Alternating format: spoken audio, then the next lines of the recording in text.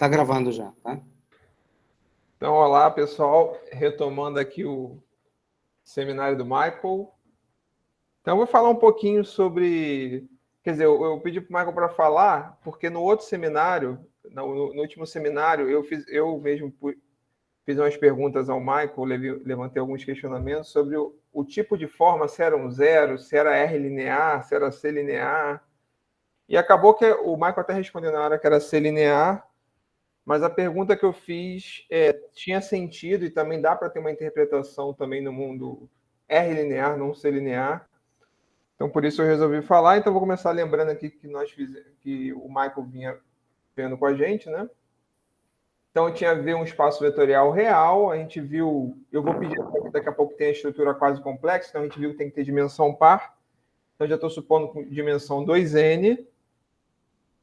E vamos lembrar que uma estrutura... Eu botei aquele quase ali, o Michael está seguindo o Rod, lá ele chama de estrutura complexa, mas daqui a pouco vocês vão entender porque eu botei o quase ali, porque eu vou trazer uma outra referência aqui. Era um mapa de V em VR linear, cujo quadrado era menos a identidade, né? J composto com J era menos a identidade.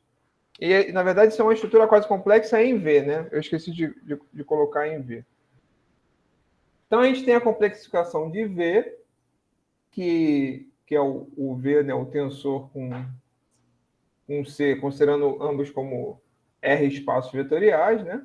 E na prática, para espaço vetorial, é como se a gente estivesse pegando os elementos de V.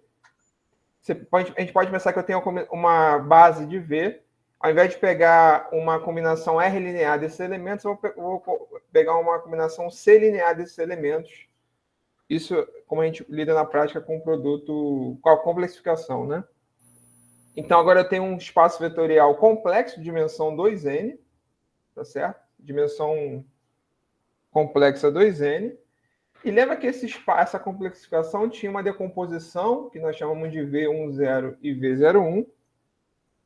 E vou lembrar também que o V10 era o quê? Lembra que aquele J quadrado é igual a menos identidade? Então, só pode ter dois autovalores, I menos I. Então, eu tenho que o V10 era o autoespaço associado ao autovalor I e o V01 ao autovalor menos I. Uma outra maneira que eu acho que... Não lembro se o Michael comentou ou não, eu não consegui ver as notas dele, é que a gente pode... Esse V10 também é dado por V menos IJV, talvez tenha aparecido no meio da demonstração que ele fez da decomposição, quando o V varia na complexificação. Daqui a pouco a gente vai usar isso para o V01, que o V01 são os elementos V mais IJV, quando V para algum V na complexificação. Sempre é dado dessa forma. Isso aqui a gente não chegou a ver da outra vez, mas aí eu vou precisar falar para introduzir o que vem a seguir, é que o J, essa estrutura quase complexa em V, induz de maneira natural uma estrutura quase complexa em V estrela. V estrela é o ROM, né, de R de V em R, que é o quê? Simplesmente são os mapas de V em R linear. Tá? Lembra que V é um espaço vetorial real. Então, são os mapas de V em R linear. Tá? Notação usual, que é o V dual. Então, como é que é essa estrutura quase complexa em V dual, induzida pelo J? Eu vou chamar essa estrutura quase complexa de I. Então, lembra que o F é um mapa de V em R, né? O que faz o IF? Eu vou aplicar isso em V. O V é um elemento de V, né? Então, por definição, o IF de V é o F do J de V. Então, é bem simples. Usando que o J ao quadrado é menos identidade, é bem simples de verificar que esse I, da maneira que a gente definiu, é uma estrutura quase complexa em V dual. Certo? Então, sendo uma estrutura quase complexa em V dual, eu tenho... Quer dizer, antes disso, né? Eu vou fazer agora... Eu vou denotar por V dual C, que é o complexificado do V dual, ou seja, é o V estrela, é o V dual tensor C, tá certo? Isso é bem fácil de ver também, tem a ver com aquela observação que eu fiz anterior para o V complexificado. O V dual C, basicamente, você vai pegar a combinação de funcionais R lineares e o coeficiente multiplicando, ao invés de real, vai ser complexo. Então, isso vai ser o quê? Vão ser funcionais não, vão ser funções de V em C, R lineares, tá certo? Ou seja, eu mudei a imagem porque agora os coeficientes dos funcionais agora são números complexos. Então, isso é a complexificação do V dual. Então, são funções de V em R, funções de V em C, R lineares, tá? Então, isso vai ter uma decomposição também. Então, eu trouxe aqui um lema do Rui Brecht, que aparece que é interessante, que aparece esses vários mundos que podem ocorrer, né? Então, ali eu estou supondo novamente ver um espaço vetorial real com uma estrutura quase complexa J. Ali eu consertei porque lá é chamado de I. Tá? Então, para trazer para a nossa anotação, eu chamei de J. Então, ali eu tenho um V dual, que eu tinha definido, né? Ali, I, observa que I é exatamente a estrutura quase complexa no V dual que eu acabei de definir. E essa estrutura quase complexa vai ter uma decomposição. Então, essa decomposição vai ser o V estrela de 1, 0. O que o lema afirma, né? Então, deixa eu passar aqui. O que não está muito claro por enquanto ali no lema, né? Primeiro é que o V estrela de C, ali na última, a quarta linha, né, do parágrafo, que por definição é o ROM de R de V em C, ali eu botei interrogação, ele vai ter uma identificação com V de C dual, tá?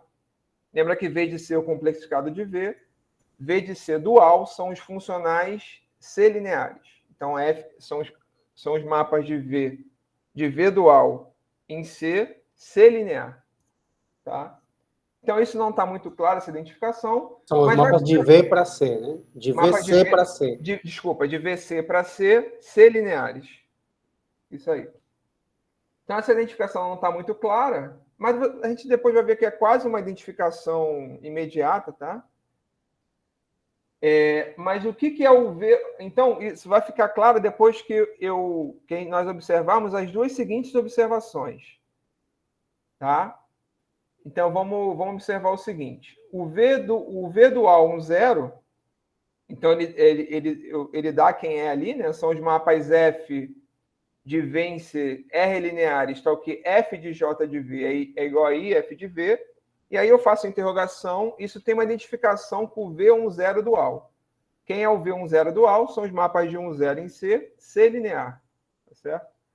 Mesma coisa, na decomposição do V dual complexificado, então eu vou ter o V estrela 0, 1, são os mapas F, tal que F do J de V é igual a menos I, F de V.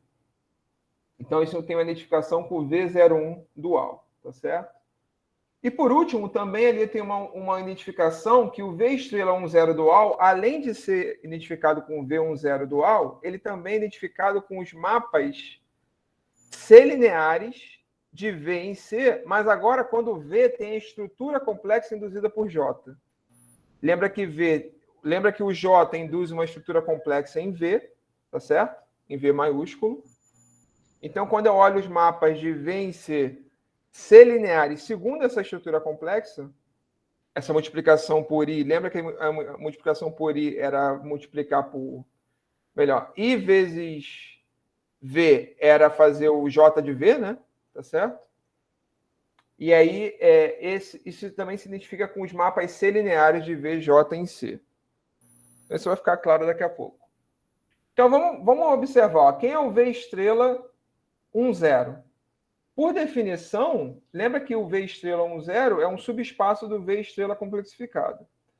Então, por definição, são os autovalores, são os mapas associados ao autovalor I. Ou seja, são os mapas tal que IF é igual a I vezes F. Lembra que a estrutura quase complexa em V dual nós denotamos por I.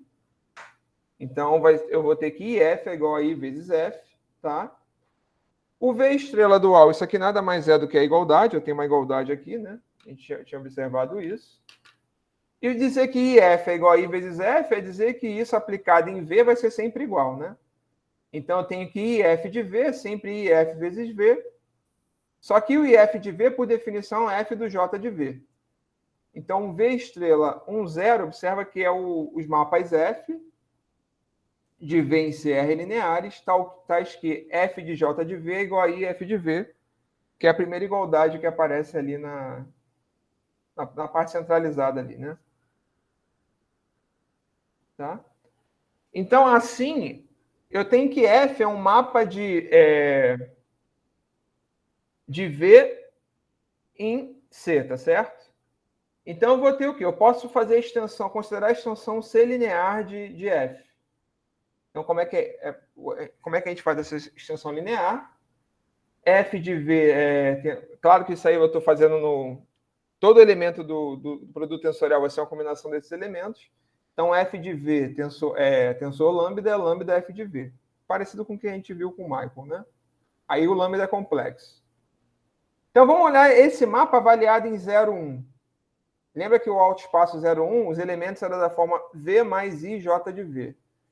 Então, vai ser F de V mais IJ, mais IF de J de V, tá certo? E ali o F do J de V, a gente acabou de ver que é IF de V. Então, fica F de V mais I vezes IF de V. I vezes I é menos 1, então fica 0. Então, ou seja, um elemento em V estrela 1, 0, tá? Quando eu considero a extensão C linear dele a V de C e restringo isso a V01, é identicamente nulo. Então, isso está mostrando para a gente que esse elemento vai representar um elemento no V estrela, no V01 dual. Tá certo? No V01 dual eu faço a restrição e eu mostrei para vocês ali que ele restrito a F, a extensão de F é V de C, restrito a V de 01 é 0. Então, aqui já estou dando, para dar uma ideia como é que tem essa identificação do V estrela 1, 0 com o V10 estrela. Observa que como é que a gente acabou de fazer isso, né? Eu peguei um mapa de V em C R linear, considerei a extensão e restringi a V de 1, 0. Tá? E vou ter que esse elemento, de fato, vai ser um elemento... Isso eu não verifiquei, né? Mas também não é difícil você verificar que é um elemento... que é C linear esse mapa. Ah, não, desculpa. Não precisa. Eu já considerei a extensão C linear e restringi. Então, é claro que isso induz um elemento em V10 dual, porque eu mostrei que V01 é identicamente nulo. E como é que eu faço a volta? Se a gente pensar um pouquinho, se eu pegar um mapa de V10 em C, aqui C linear, né? Se a gente pensar um pouquinho, é claro que a volta eu posso considerar esse mapa, o mapa de V10 em C, eu posso estender esse mapa como 0 em V de 01, tá certo? Então, eu vou ter um mapa em V de C e restringo a V. Mas dá para a gente considerando um pouquinho, né, que esse mapa tem que ser 0 em V de 01, dá para descobrir a fórmula explícita. Eu consigo estender como G de V, como G de V menos IJ de V sobre 2. Observa que o elemento V menos IJ de V é um elemento de V101, então o G está bem definido nesse elemento, né? Então, eu estou mais ou menos, não estou mostrando, mas dando mais ideias, porque o V estrela 10 tem identificação com V estrela, com V10 estrela, dual. Mas então, quando você diz que os elementos... Pode voltar um slide? Ali você, esse vermelho na última linha, F de V mais IJV, ali o V tem que estar em V, né? Antes de complexificar. Esse V é um vetor real. Né? Isso. Porque quando você colocou... não, desculpa. Não, o complexificado mesmo.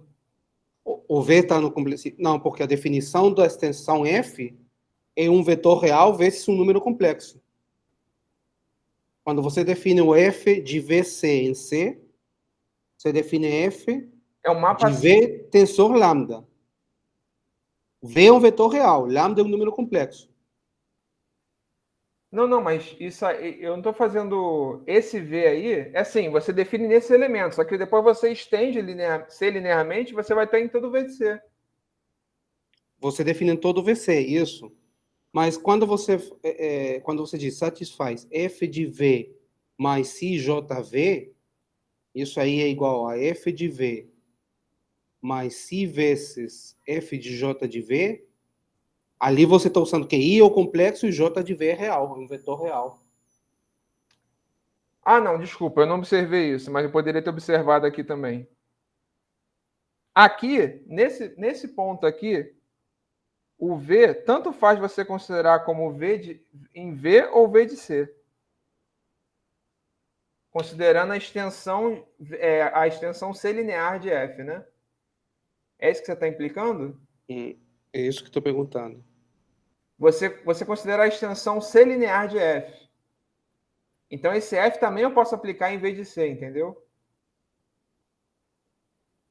Pode aplicar em vez de C, isso. Mas o J não está definido como função em V, não em vez de C, de qualquer Não, forma. em vez de C também, a gente estendeu o J, a extensão C linear de J. Mas lembra? inicialmente o J só está definido, o J inicialmente está definido em V. Depois você pode estender para V de C. Exatamente. Mas eu acho que quando você considera esse J, esse V é um vetor real só. Não é um vetor complexo. Não, mas então... Não, então, isso que eu estou falando. Mas você pode considerar a extensão a extensão de F a todo V de C, certo? Pode considerar. E aí fica C linear. Isso. Não, desculpa, eu acho que... Mas não precisa considerar. Eu acho que ali você considera vetores reais só. Essa parte, esse vermelhinho que está na última linha, V mais CJV, é um vetor de V01. Mas ali o V é real. O V é um vetor... V é real? Eu acho que sim. Não, o V é complexo. Não, o V já... está em vez de C. Deixa eu verificar aqui rapidinho. Agora você realmente... O V está em vez de C? O V está em vez de C. O V está em vez de C. Porque assim, Exatamente, olha, aqui, ó, quando você... Deixa eu voltar um pouquinho aqui. Tá vendo? Aqui é V em vez de C.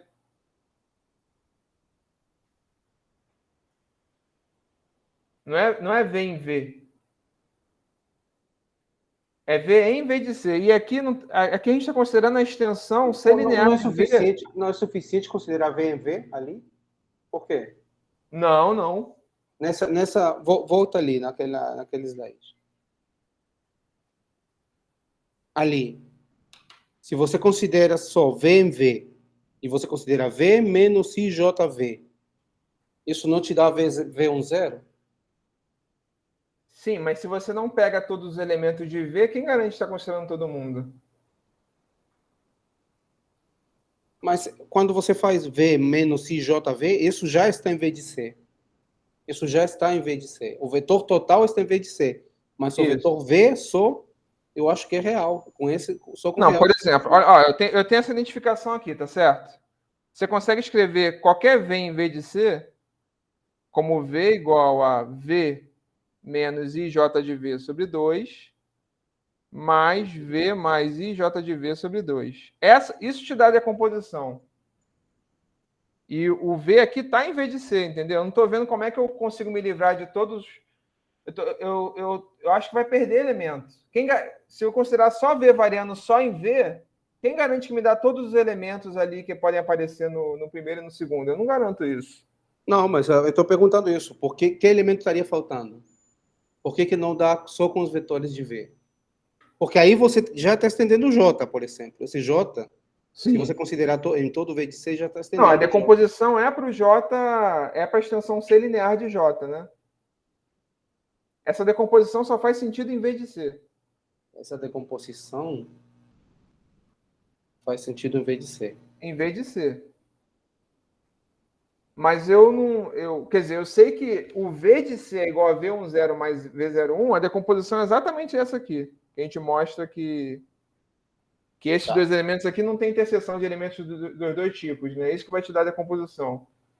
Mas eu não vejo motivos só para considerar elementos de V conseguir... Aqui, esse elemento aqui está em V de 0,1, né? V de 1,0 e aqui está em V de 0,1. Eu não vejo por que só considerando elementos de V já conseguir todo mundo. Não... Talvez seja verdade, mas eu não sei por quê. Teria que pensar. Não, deve, Não, não não deve ser deve, não, verdade não por pode algum ser motivo verdade, né? de dimensão. Né? Porque a dimensão de V10 é a mesma dimensão complexa de V. Né? É N a dimensão.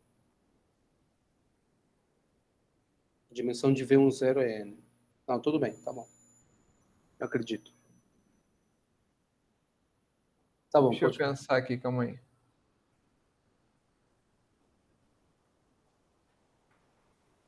Tudo bem? Não, tudo bem. Pode continuar.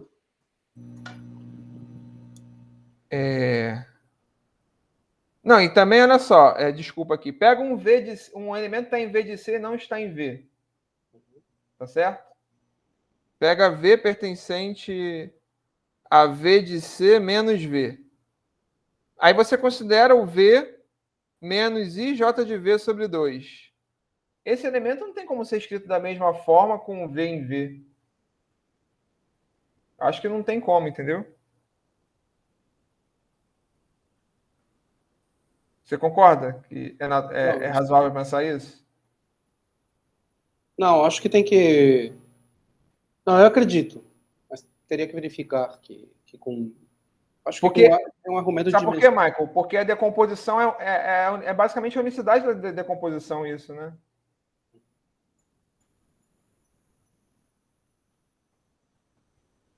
Não, tudo bem. Bem, vamos continuar aqui. Tá. Eu nem lembro onde eu tinha. Tinha parado aqui, né? Uhum. Na próxima. Então tá a identificação V estrela de 1,0 com V10 estrela. Então, de forma análoga, a gente mostra que o V estrela de 0,1 se identifica com V01 estrela. A gente vai ver no exemplo que a coisa é bem natural, tá? Porque aí tá bem geral, mas o caso geral não é esse. E essa igualdade aí, né? V estrela 10 é igual os mapas C lineares quando eu considero V com a estrutura induzido por J. Aqui é J, né?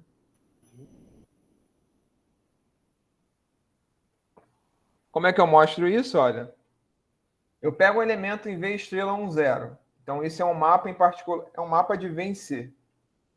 Aí, ó, a estrutura quase complexa dada por J, novamente aqui, né? Vou chamar diferente, eu vou chamar de estrela, o produto. Então, quem é F de A mais IB? Então, por definição da estrutura, lembra que a estrutura estrela é induzida pelo J? Vai ser F de A, V, mais B, J de V. Então, isso é AF de V, linearidade, né? Mais BF do J de V. E aí eu vou usar agora que o AF está em V estrela de 10. Então, o F do J de V é IF de V. Então, fica o quê? A mais BI, F de V, colocando o F de V ali em evidência, né? Então, a gente está mostrando que esse mapa é C linear, tá? Então, reciprocamente, suponha que você tem um mapa C linear. Então, F de A mais IB estrela de V é igual a A mais IB F de V. Para qualquer A e B real e qualquer V. Agora o V está em V, né? Então, você faz a distributiva ali. Lembra que a estrutura induzida por J, estrela é induzida pelo J. Então, IB estrela de V é BF de J de V. Como isso tem que valer para qualquer A e B, a gente mostra que o F de J de V é igual a IF de V. Ou seja, o F está em V estrela 10. Então, de forma semelhante, a gente mostra. Isso aqui, o lema do Rui Brecht não fala, mas a gente mostra que o V estrela 01 é o ROM C barra de V em C. O que é isso? São os mapas C antilineares de F de V. Aqui é J novamente, né? De F de V em C, quando o V está com a estrutura induzida por J. Então, o que é um mapa C antilinear? F de lambda produto com V é o conjugado vezes F de V. Tá? Isso também tem a ver com aquela coisa que todo mapa de CN para CM, quando eu identifico CM com R2M e CN com R2N, quando esse mapa CM para CN R linear, ele se decompõe como um mapa C linear mais um mapa C antilinear. Tem a ver com esse fato também. Agora vamos ver um exemplo simples para finalizar que vai esclarecer isso tudo, né? Então vou pegar V igual a R2, mas aqui no fundo eu estou pegando R2 já pensando em C. Então como é que é a estrutura quase complexa? Ela é J de XY é igual a menos YX, né? Para não esquecer, você faz IX mais IY. Isso aqui é menos Y mais IX. E isso aqui você está identificando com menos YX. Tá? Então, nesse caso, observa que o VC é C2. Então, quem é o V estrela nesse caso? São os mapas F de XY, AX mais BY, quando A, B varia nos reais. Uma outra anotação para isso é considerar aqueles funcionais especiais, né? Então, eu vou chamar de A dx mais B dy, quando A, B varia nos reais. Lembra que o dx, em 1, 0, ele vale 1, em 0, 1 vale 0. dy ao contrário. Quem é o V estrela dual? Basicamente, ao invés de você considerar coeficientes reais, vai ser coeficientes complexos. Então, vai ser os mapas AX mais BY com AB complexos. São os mapas ADX mais BDY, AB complexos. Tá? Quem é o V estrela agora 1, 0? Então, vamos à definição. Então, são os mapas F de V em C, tal que, lembra aquele lema? F de J de V igual a I F de V. Então, quem é o J de V? Aqui é o XY, o V é XY, F de J de XY é igual a I F de XY, J de XY é menos YX. Eu não tenho nenhuma caneta aqui para acompanhar, mas tem uma bolinha bem pequenininha, acho que vocês não vão ver, não vai dar para acompanhar. Mas eu estou aqui nessa linha, né? O F de X, o J de XY é menos YX, então tem F de menos YX é igual a I vezes AX mais BY. Aqui eu tenho F de XY. Então, quem é o F de menos YX é menos AY mais BX, usando a definição da F. E ali eu tenho I AX mais BY, faz a distributiva, você vai ver que isso é equivalente a B igual a IA. Então, isso implica que o F tem que ser da forma o quê? A, colocando a evidência, X mais IY. Então, a gente começa a perceber as coisas já conhecidas, né?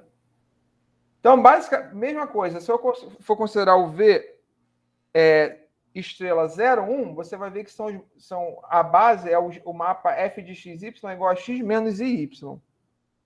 Então, em resumo, todo mapa F vai se decompor como C X mais IY mais um D X menos IY. Tá certo? Então, eu tenho uma nova base. Esse mapa F1 de XY é igual a X... Quer dizer, o primeiro mapa eu vou chamar de F1 de XY, né? Que é igual a X mais Y. E o segundo de F2 de XY, que é X menos Y. A gente costuma chamar isso de DZ, né? Então, o F1, se eu tirar o XY, fica DZ, que é o DX mais I dy. O F2 é DZ barra. Opa, saiu aqui bem estranho, né? Que é o DX menos I dy. Então, a gente mostrou com isso que o V estrela 1, 0, ele é formado, quer dizer, a base dele é o DZ, né? Ele é múltiplos de DZ, que é o que a gente viu lá na proposição também, que é o V1, 0 estrela. E o V estrela de 0, 1 é o DZ barra. A base dele é o DZ barra, que a gente sabe pelo lema que é o V01 dual, né? Estrela. Então, lembra que o V de C é C2? Vamos agora, só para finalizar, aplicar esses mapas para ver o que está acontecendo. Então, primeiro eu vou considerar esse mapa como V de 1, 0... Não, como V de 1, 0 estrela. Então, lembra que eu vou aplicar... Eu estou considerando agora o V com a estrutura induzida pelo J, né? Então, quem é o F1 de I vezes XY? O I... que é o produto ali é o estrela. Então, o F1 de I vezes XY é o F1 de menos YX, que o produto é aplicar o J, né? E por definição de F1 é menos Y mais IX. Lembra que o F1 de XY é o X mais IY. Tá certo? Por outro lado, quem é o IF1 de XY? O IF1 de XY, ora, aqui é só aplicar a definição do F1. É I vezes X mais IY, que é menos Y mais IX. A gente vê que são iguais, né?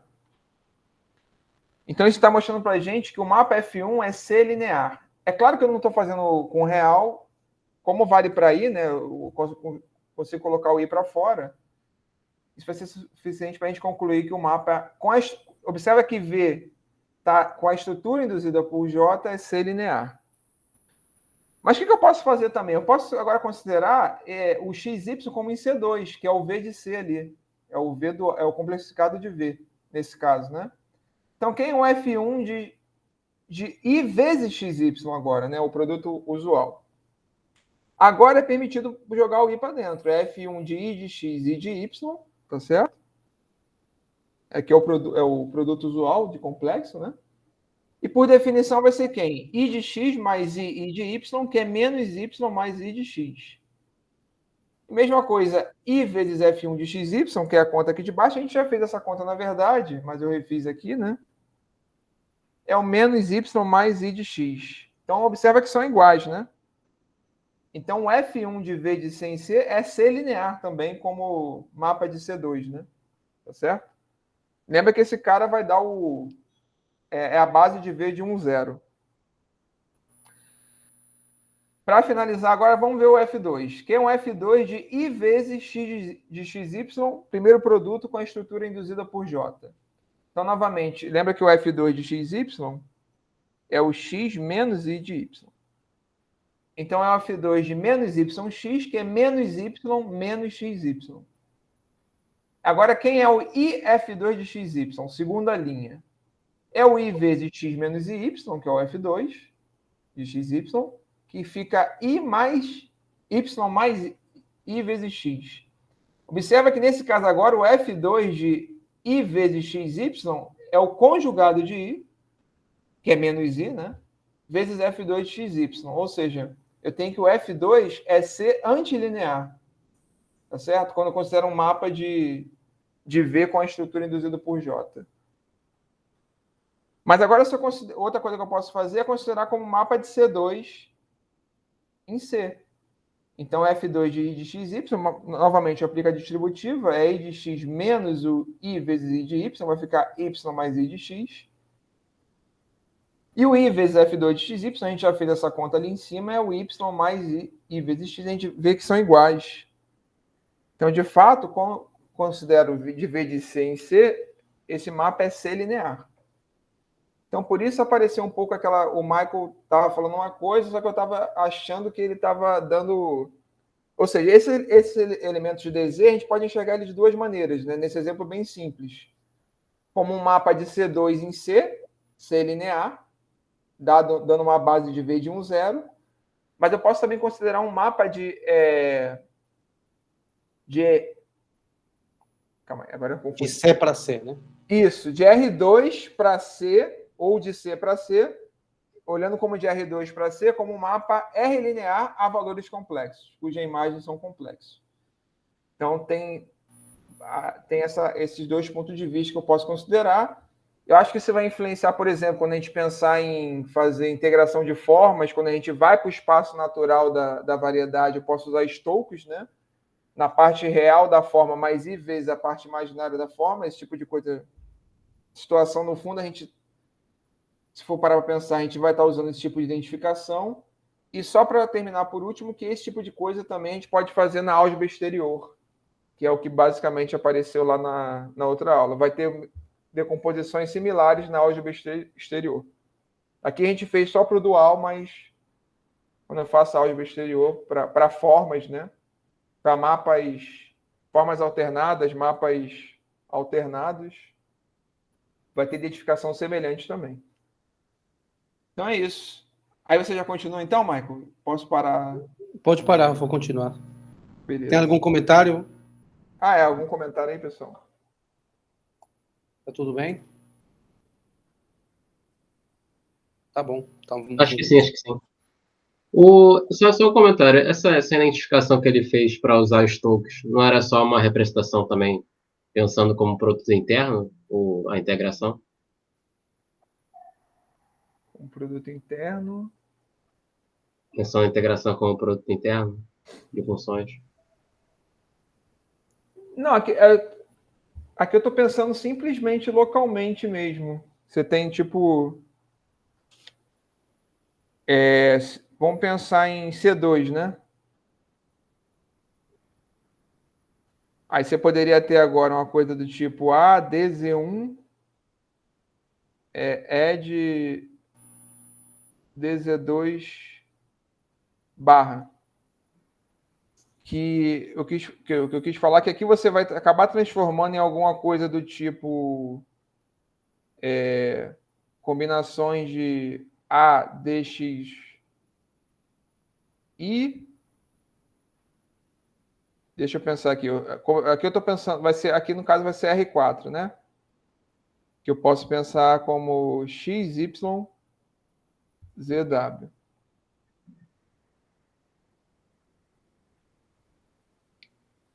E aí você vai ter alguma coisa dx mais bdy, tá certo?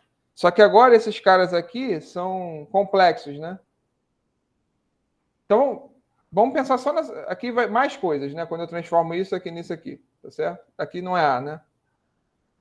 Combinações de... Vai aparecer aqui também, então, A1, A2, DX, DZ. Eu poderia ter usado a notação DXI, talvez fosse mais fácil, mas que está dando para entender, né? Então, aqui você vai... Esse A aqui é complexo. Opa.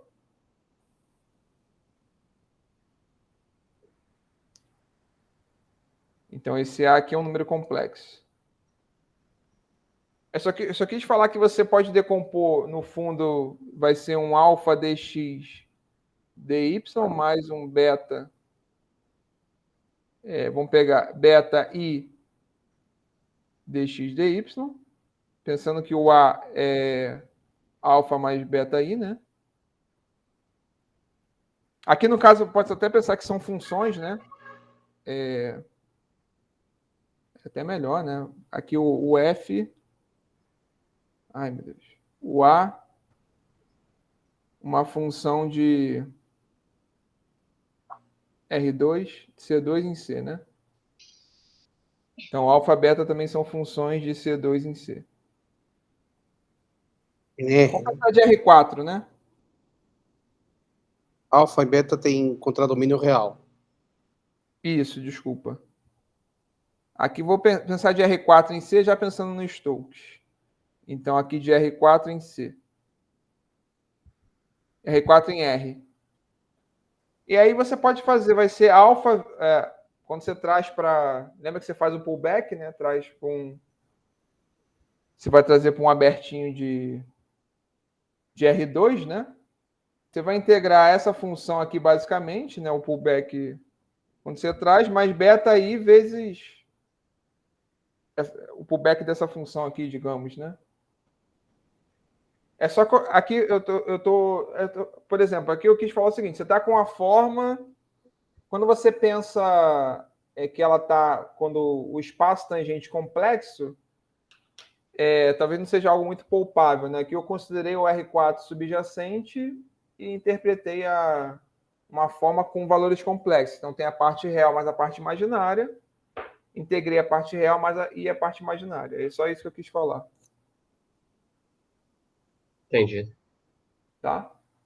Ficou mais confuso o meu último comentário ou deu para... Não, entendi. Tá bom? Tá bom. Mais alguma observação aí? Acho que não. Então, eu vou compartilhar o meu.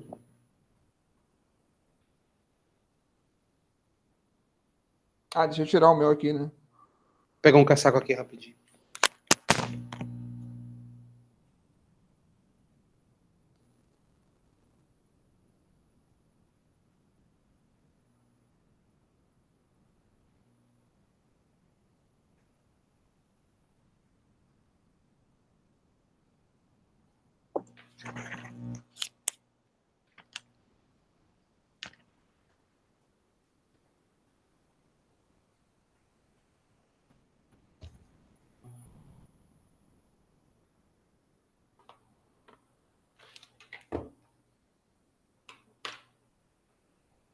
Dá para ver ali? Dá, né? Então, vamos continuar aqui com alguns teoremas de cohomologia. Lembro que a gente definiu que era uma forma do tipo Piquet, né? Quando ela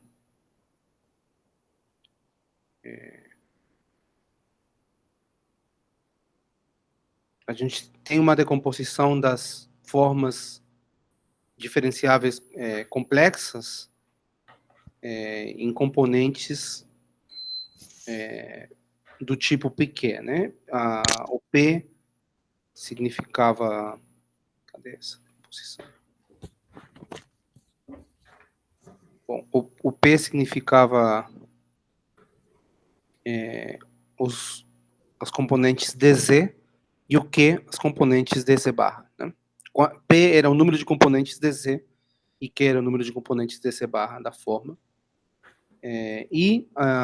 Tínhamos uma sequência, né? Tínhamos uma diferencial d ROM barra, né? Como se fosse uma diferencial exterior, que satisfazia essas propriedades aqui.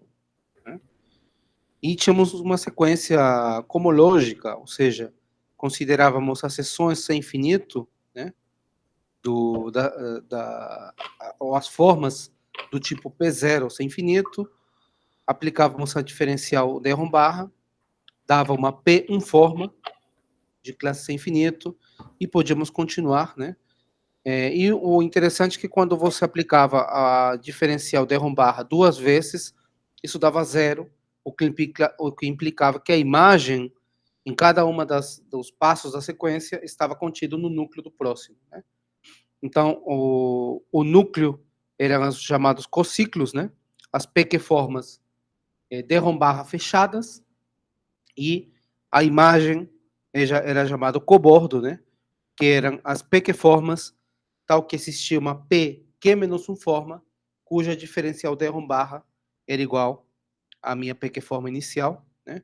E os cobordos estavam contidos nos cociclos, sempre, e a definição da cohomologia de Dolbeault era justamente o quociente dos cociclos pelos cobordos, tá? Ou seja, as formas d ROM barra fechadas quocientadas pelas formas d ROM barra exatas. Né? O HPQ pequeno era a dimensão desse grupo de cohomologia de Dolbeault, tá? E uma pergunta que a gente queria entender era se existia uma decomposição, né, da cohomologia de de Rham como suma da cohomologia de Dolbeault, assim como acontece para as formas, né? A gente sabe que as K-formas se escrevem como soma de componentes PQ, né? Onde P mais Q é igual a K. Só que isso não sempre valia, e o nosso objetivo é começar a estudar esse fenômeno. Né? Vimos um exemplo, né? Uma pequena proposição, quando Q é zero, né? Se eu pego a cohomologia de Dolbeault P0, né? Isso era isomorfo às seções sem infinito do feixe ômega P de X, ou seja, as formas, as P-formas em X, né? Holomorfas, né? Esse feixe aqui são as P-formas holomorfas, tá bom? Então, uma P0, um elemento do grupo de cohomologia de Dolbeault, do P0 grupo de cohomologia de Dolbeault, era uma seção, uma forma, uma P-forma global holomorfa em X, tá? Vimos essa identificação e paramos por ali, tá? E hoje eu gostaria de provar, pelo menos, dar os ingredientes principais do teorema de Dolbeault. Tem dois teoremas, teorema de Dolbeault e teorema de comparação. Eu vou provar um deles, tá? Teorema de Dolbeault.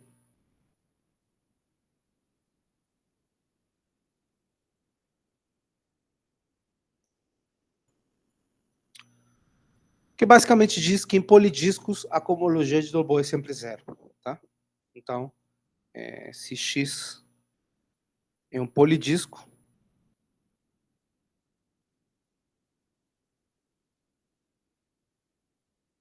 considerar o polidisco trivial, né? Centro zero, raio 1,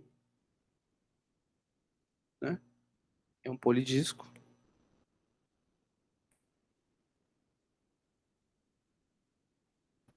Então, a cohomologia de Dolbeault de X é 0 para todo P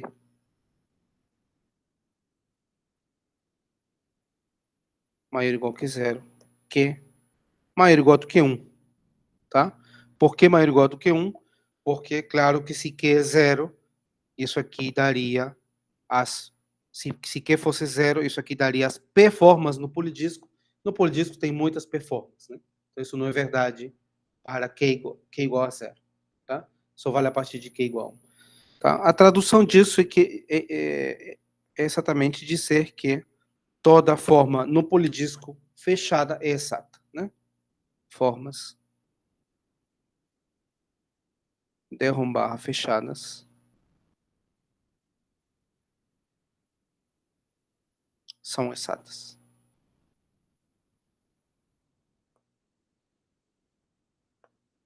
Tá bom? E para provar esse teorema de Dolbeault, eu vou precisar de um análogo ao lema de Poincaré, né? Para o caso do operador de Rombarra, que eu não vou provar, eu só vou enunciar, tá? A prova está no Griffith-Harris, por exemplo. As notas apresentam uma prova que um pouco mais de análise, mais analítica, mas tem provas bem elementares nos livros de análise complexa, tá? Então, temos o lema,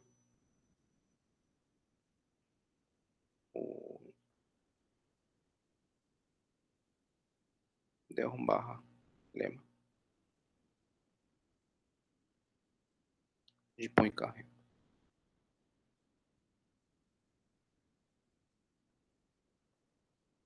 Tá? Que diz o lema de Poincaré? Diz que se tem um aberto e uma função,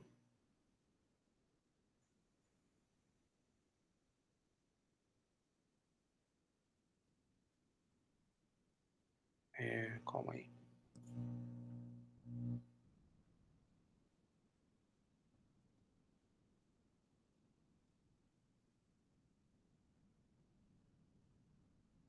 Isso. Em C. Aberto. E F é uma função complexa, diferenciável,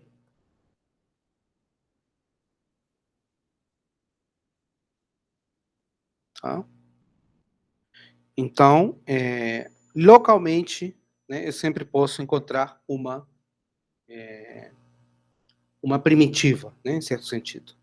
Tá? Então, para todo disco, aberto,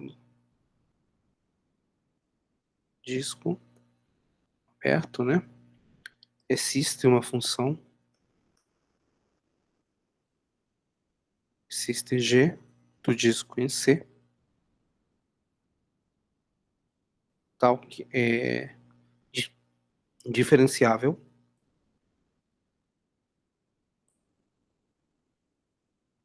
tal que o de Rombarra, né, ou seja, a derivada G com relação a Z barra é igual a F, restrito ao disco, claro. Tá? Ou seja, localmente posso encontrar primitivas com respeito ao operador de Rombarra. Tá? Claro que essas primitivas são só diferenciáveis, né? A F é diferenciável também. Esse é o lema de Poincaré. Então, vou assumir que esse lema é verdade e vou tentar provar o teorema de Dolbeault. Então, prova do teorema de Dolbeault. Tem alguma pergunta aqui nos enunciados? Tudo bem?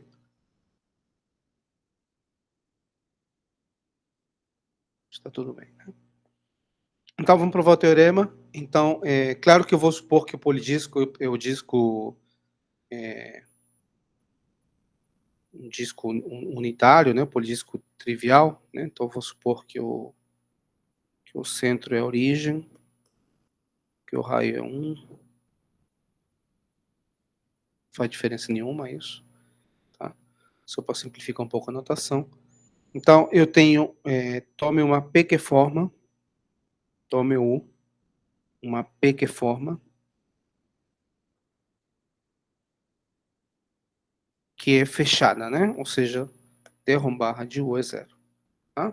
Então, a pequeforma, ela se escreve, né, como somatório de UJK DZJ. Lembra que essa notação é a notação de multiíndice, né? Ou seja, DZJ significa DZJ1, o ED DZJP, no caso, porque isso aqui é uma pequeforma. Então, módulo de J é P, módulo de K e Q, né?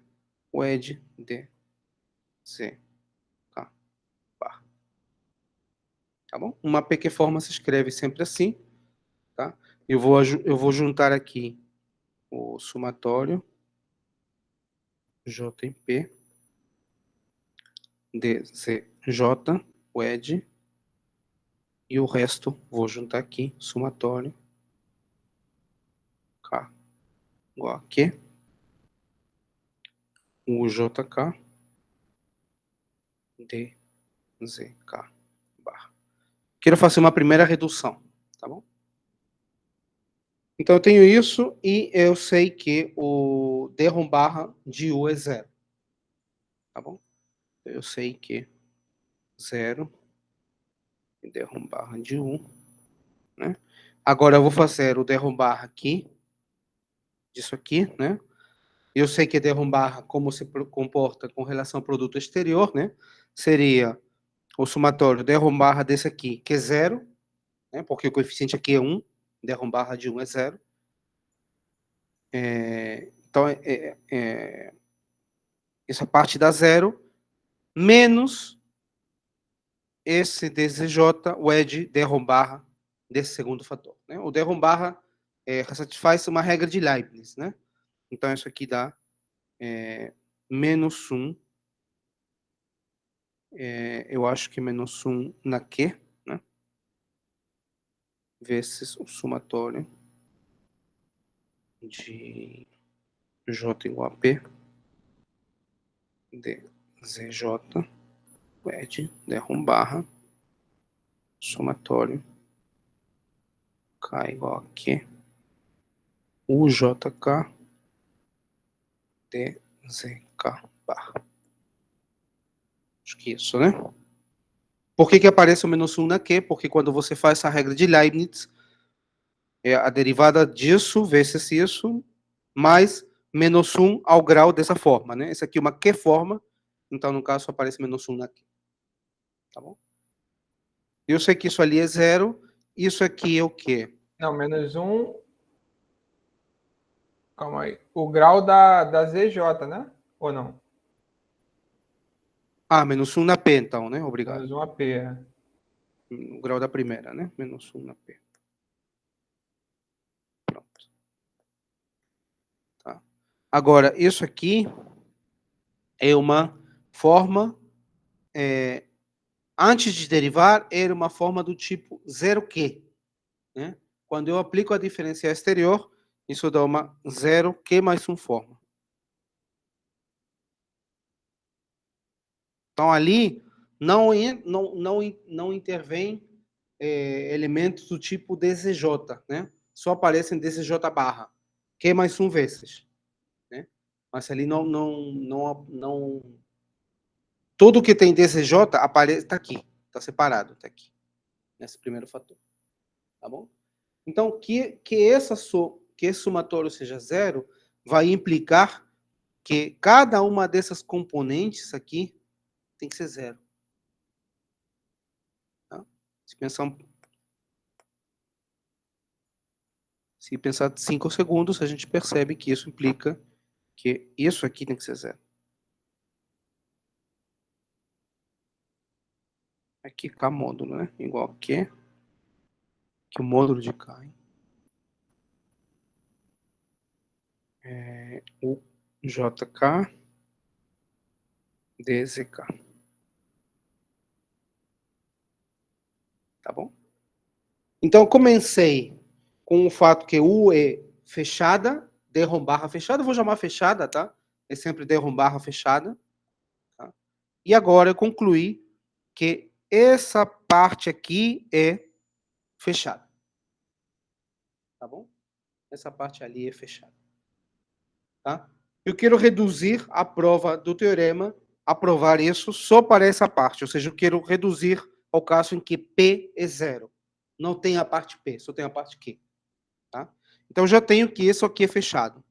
Tá? O que acontece se eu conseguir provar que isso é exato? Né? Então, vamos supor que isso ali é exato. Né? Então, se conseguimos mostrar, se mostrarmos.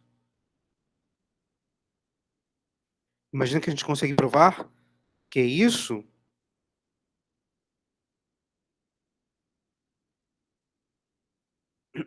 essa parte aqui, o JK, DZK, é exato, ou seja, é D barra de um VJ, né?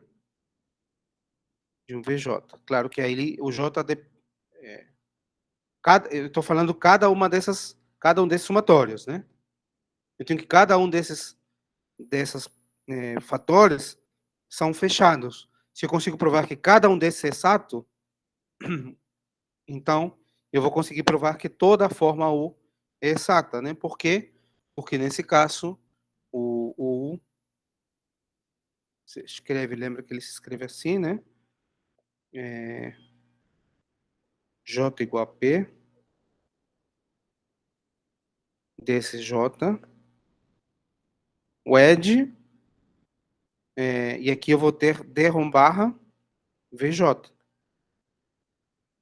certo? Por quê?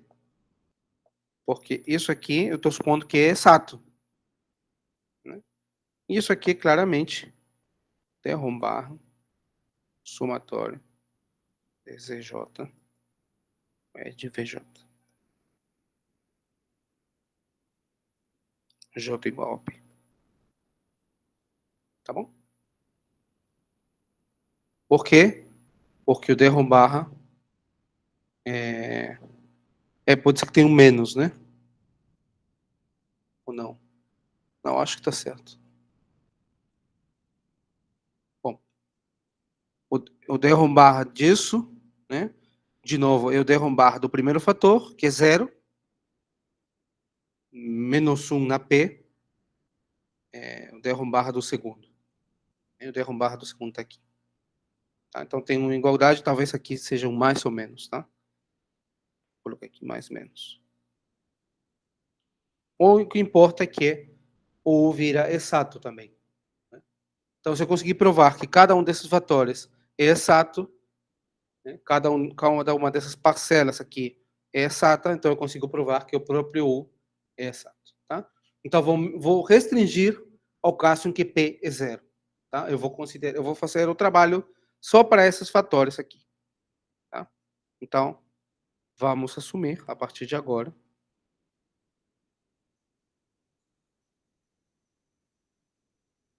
vamos assumir que o P é zero. Tá?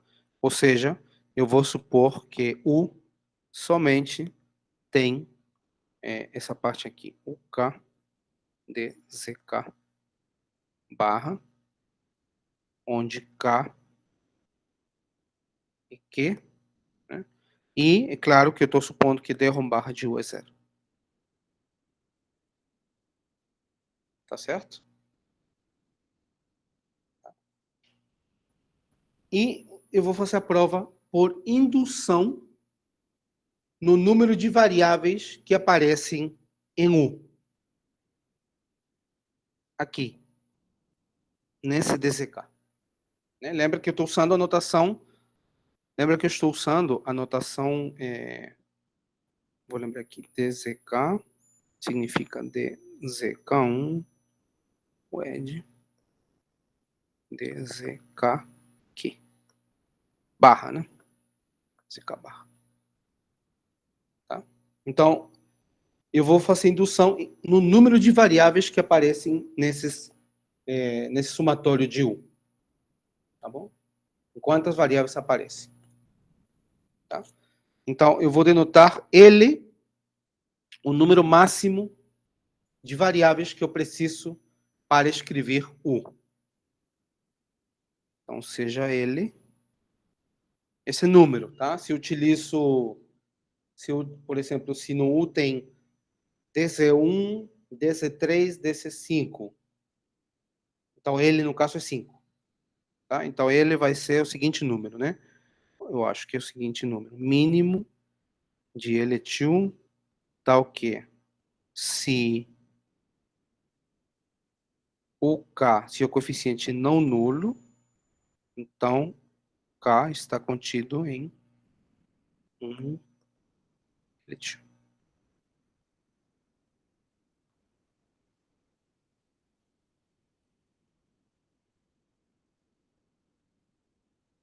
Acho que é esse número que eu quero, né? Ele é o mínimo. Exatamente, né? Quantas variáveis eu preciso para escrever ou? Cada vez que o coeficiente aqui não nulo, então aparece esse termo, né? Quer dizer que os índices estão contidos de 1 até L2. Pode ser que tenha, por exemplo, né? Vamos dar um exemplo aqui. Imagina que o U tem DC1, DC3, DC2, DC4, DC3, DC4. Então, no caso aqui, eu preciso de 4 variáveis, né? De Z1 até C4. Aqui, no caso, L seria 4. Tá? Nesse caso aqui, o L é 4. Tá bom? É o número máximo de variáveis que eu preciso para escrever. Os coeficientes são funções. Dependem de Z1, Z2 até Cn. Tá? Aqui eu posso estar falando de funções definidas em C6, por exemplo. Tá? Mas eu só preciso de Z1, C4 para definir a forma, né? Tá bom? Então, esse é um exemplo. Então, eu Se vou não fazer... aparecesse, Pode falar. se não aparecesse Z3, seria 4 também, né? Também seria 4. Também Tá. seria 4. É o máximo, né? É o máximo que aparece. Tá? Observa o seguinte, se o L... Vamos lembrar aqui quem é o U, né? Cadê? Vou trazer aqui o...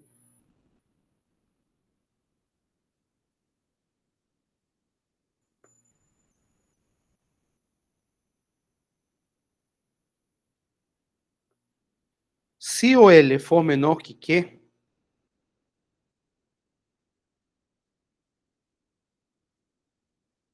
ou seja, se eu estou falando de 3 formas, por exemplo, mas se eu só preciso de 2 variáveis, Z1 e Z2, a forma é 0, né? Porque se eu só tenho Z1 e Z2, mas eu preciso escrever 3 formas, DC1, DC2, DC3, vai ter repetição, portanto, o edge vai ser 0, né? Então, nesse caso aqui, acabou, né? Porque o é 0 e ele é exato. Claro que 0 é uma forma exata. Tá bom? Então, se eu preciso de menos variáveis do que a ordem da forma, é porque tem variáveis que estão sendo repetidas. E aí ele é 0. Tá? Então, eu posso fazer indução, mas começando a partir de quê? Né? Porque para ele menor que Q, o teorema já é verdadeiro. Tá bom? Então, a indução começa com quê? Tá? Para 1, 2, até Q menos 1. Lembra que Q é pelo menos 1, né? Lembra que o teorema vale, esse teorema de Dolbeault, Q pelo menos é 1. Né? Então, aqui já tem o primeiro passo da indução. Pelo menos ele é 0. Né? Para 0 vale. Tá? Então, agora eu vou supor que vale para formas até L menos 1. Ou seja, que eu preciso até L menos 1 variáveis para escrever a forma. Tá bom? Então, suponha que o resultado vale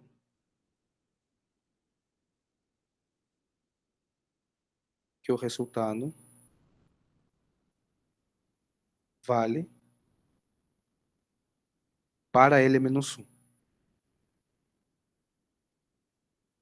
Os coeficientes da forma, gente, os coeficientes são funções. Essas funções podem depender de todas as variáveis. Eu estou falando das variáveis que eu preciso aqui. Tá? Mas os coeficientes não, pode depender de mais variáveis. Tá bom? Então, eu vou fazer o seguinte. Eu vou escrever minha forma como tudo que não depende de CL, né? Ou seja, eu vou escrever assim, somatório UK de CK, barra, onde K é igual a Q, né? E aqui, nessa primeira parte, aqui não aparece ZL, tá? Mas o somatório onde aparece CL. Então, vou colocar aqui WK, DZK, WED, DZL. Barra, né? E aqui o K tem módulo Q-1. Quer falar alguma coisa? Não, eu tirei o fone aqui, desculpa, acabei Não, tudo ligando o bem. som sem querer.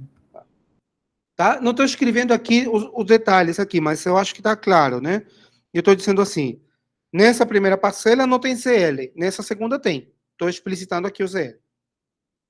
Tá? Claro que aqui, nesse caso, esse aqui é uma Q-1 forma, né? Porque o ZL está explicitado ali depois. Tá bom? Então, se eu falo que a diferencial de U é zero, eu vou aplicar a diferencial o derrom barra de U, né? Então, isso aqui é assim.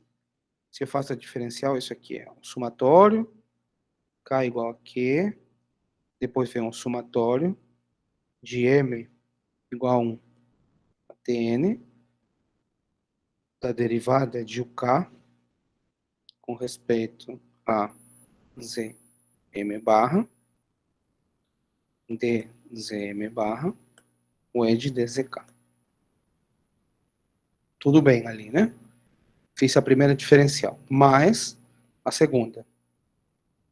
K igual a Q menos 1, somatório M igual a 1 a Tn, e agora eu faço a diferencial, barra, dzm barra, WED dzk barra, WED dzl. Barra. Tá certo? Isso ali é zero. Tá? Agora, nesse somatório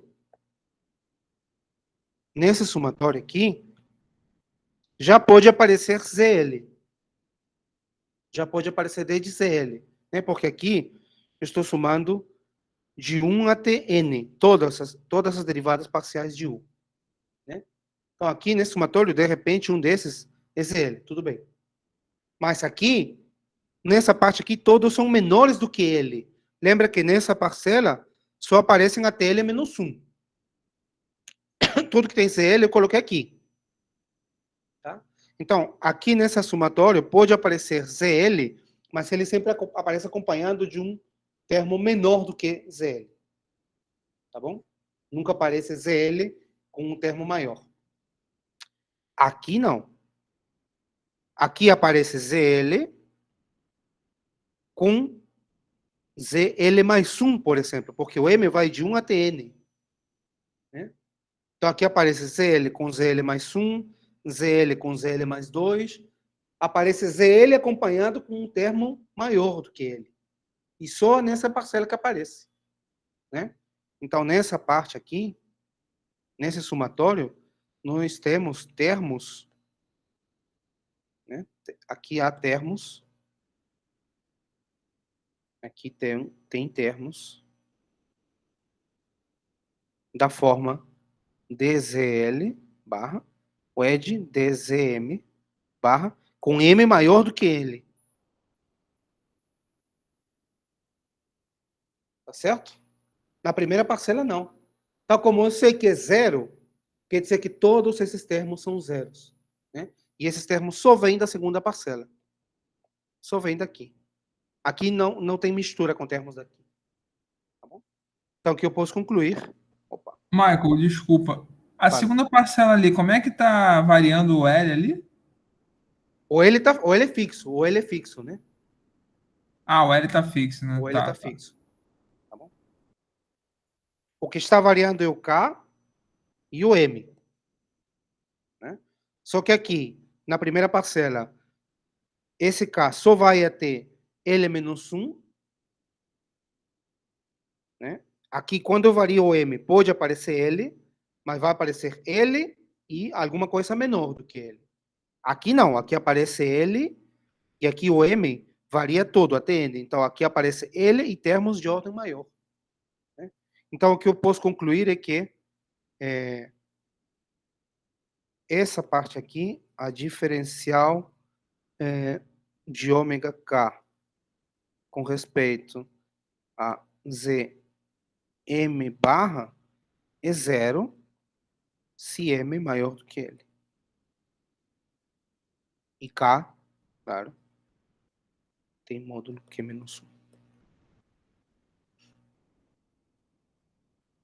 Tá bom? Porque justamente esse é o coeficiente da forma, né? E esses termos, como eu digo, né? Esses termos DZL com DZM, com M maior do que ele, não se misturam com esses. Então, como o somatório é zero, cada um desses coeficientes desses termos, que não se misturam com os outros, tem que ser zero. Tá bom? Isso significa que o WK é holomorfa com relação às variáveis maiores do que ele. Certo? Isso eu posso concluir. Tá? Então, cada um desses WKs que aparecem, então, WK é holomorfa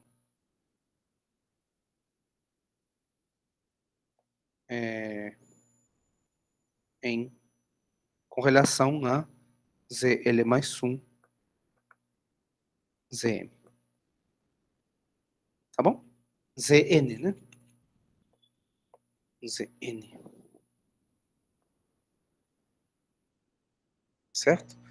Agora, eu posso aplicar o lema de Poincaré, né? Então, agora, resolva a equação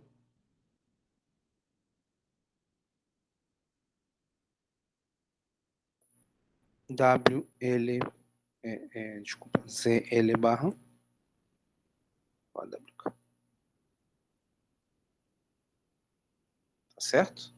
Eu sei que eu posso resolver num disco, né, com relação a uma variável, tá? Então, eu tenho o WK, que é uma função, que só é holomorfa nas variáveis a partir de L mais 1, tá? Na variável ZL, ela é diferenciável só, e eu resolvo o problema de Poincaré com relação à variável ZL. Tá? Então, eu tenho a função HK. Tá bom? Isso pode ser feito pelo lema de Poincaré. Tá bom?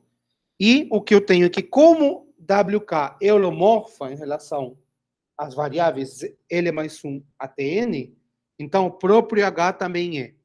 Tá? Então, como eu não provei isso, mas isso está contido no enunciado do lema de Poincaré. Tá? Como WK é holomorfa,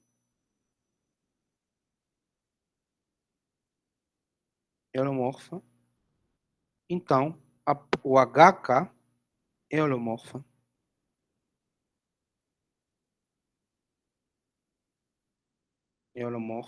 em ZL mais 1. ZN. Tá? Isso a gente vê da prova do lema de Poincaré. Tá? Se quando você resolve o problema de Poincaré, isso aqui, quando você resolve essa função depende holomorficamente de parâmetros, então a solução também dependerá holomorficamente desses parâmetros. Tá? Então a gente tem que esse HK que resolve o problema de Poincaré é holomorfo. Tá? E com esse HK eu vou construir a forma, né? Seja, agora que eu tenho o HK, eu construo H que é, por definição, o somatório de HK, função, né, de ZK bar. K igual a Q menos 1.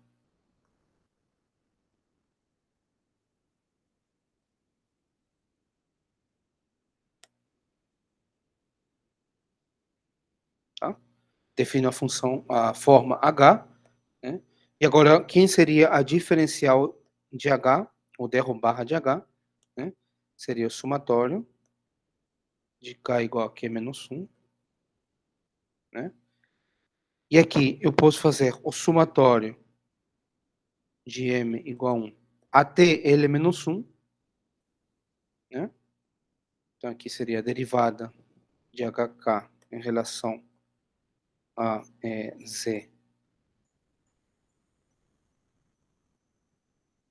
ZM barra, DZM barra wedge TZK, tá bom? Mas, agora eu tenho que fazer o somatório, K igual a Q menos 1. Agora eu tenho que fazer a derivada em relação a HL, a ZL. Mas em relação a ZL é o WK, né? Então aqui seria o WK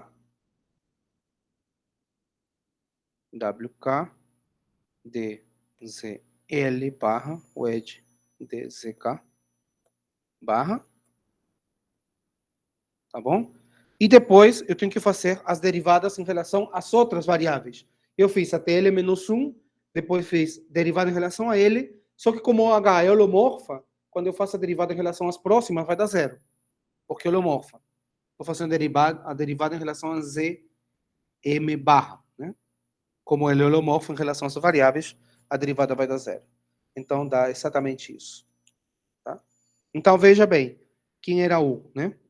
Compara esse aqui, vou guardar aqui. Vou guardar isso. Com esse.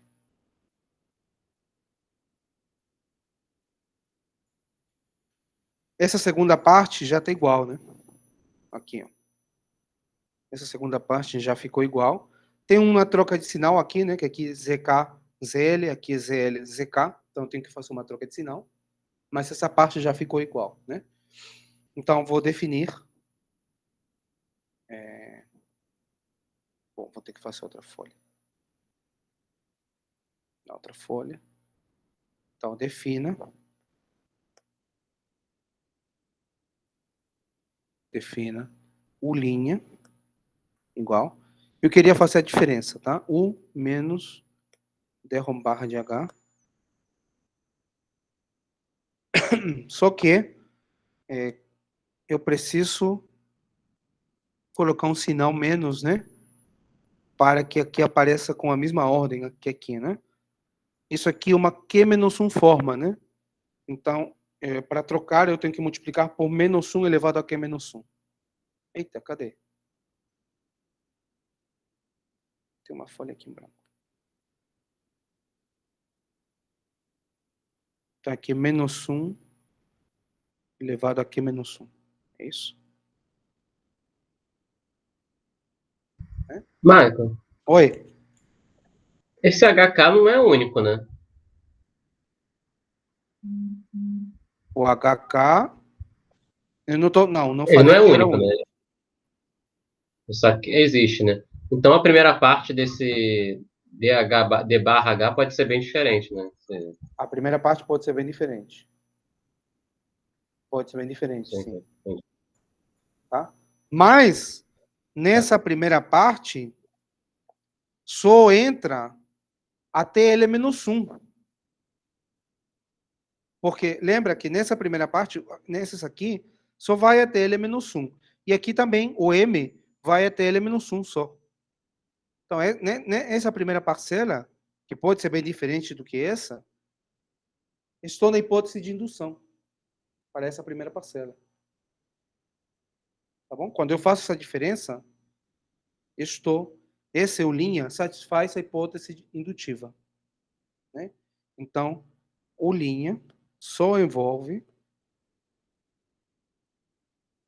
monômios do tipo dz1 dzl-1. Tá bom? Por quê? Porque a parte que tinha ZL, eu cortei. Essa parte aqui matei. Com essa. Só ficou coisas que dependem até L-1. Tá bom? Além disso, ela é fechada. Por quê? Quem é D-ROM barra de U'. Então, D-ROM barra de U' seria D-ROM barra de U menos 1 Q menos 1 D-ROM barra de H. Que é 0, né? D-ROM barra 2 vezes 0. E U é fechada, por hipótese. Ó. U é fechada, tá aqui. A hipótese. Então, isso aqui é 0.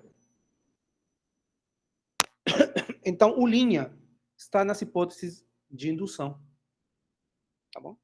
Então, eu posso aplicar, né, a hipótese indutiva. Logo, existe V', uma Q-1 forma, né, tal que D-ROM barra de V' é U'. Tá bom? Então, o que eu tenho aqui, D-ROM barra de V' é U', que é U menos 1, né, que é menos 1, D-ROM barra de H. Isso implica que D-ROM barra de V' mais menos 1, né, que é menos 1, H é. E acabou. Isso termina a prova. Eita. Isso termina a prova. Tá bom?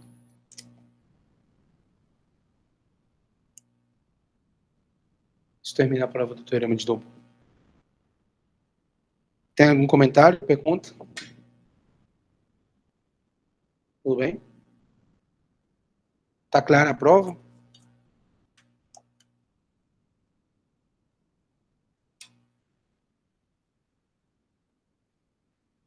Bom, eu acho que não dá tempo para. Eu queria falar um pouco de conexões. Não, mas eu acho que não vai dar tempo. Acho que eu vou parar por aqui e a gente continua. Atrapalhei seus planos. O quê? Não, tá bom. Eu acho que ficou bem melhor, cara, com a explicação. Vou parar aqui. Calma aí. Eu vou parar de gravar.